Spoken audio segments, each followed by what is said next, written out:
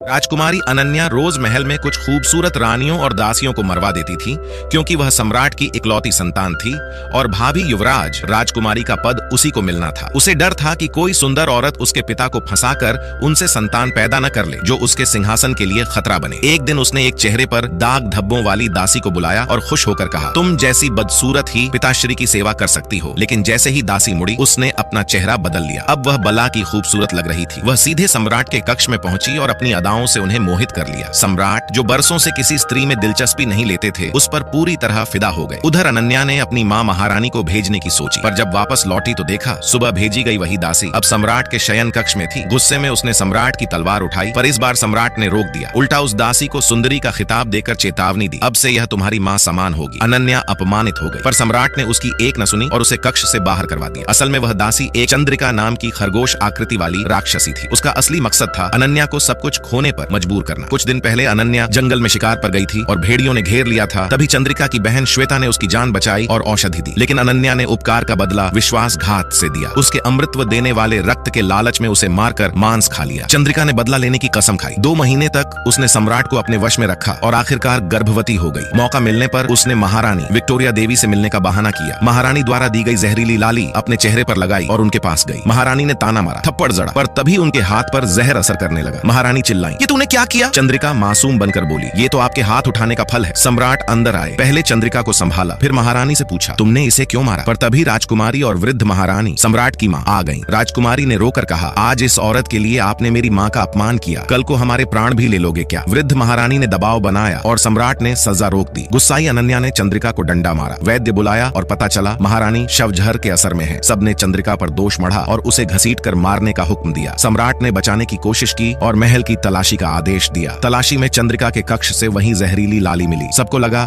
वही दोषी है। अनन्या ने नमक पानी में भीगी कोड़े से उसे सबके सामने पीटा। ये तेरी हिम्मत की महारानी को जहर दे, ये तेरी औकात की खुद को मेरे बराबर समझे। पर तभी चंद्रिका की निजी दासी दौड़ती आई, महाराज ये लाली महारानी ने ही दी थी और आज खुद चंद्रिका ने इसे चेहरे पर लगाया था। वैद्य ने जांच कर सच मान लिया। अचानक चंद्रिका का पेट दर्द से मरोड़ने लगा और खून बहने लगा। महल में सबके चेहरे पर हैरानी थी क्योंकि अब साफ हो चुका था कि असली खेल तो अभी शुरू हुआ है। आगे की कहानी देखने के लिए वीडियो को एक लाइक और चैनल को सब्सक्राइब जरूर करें।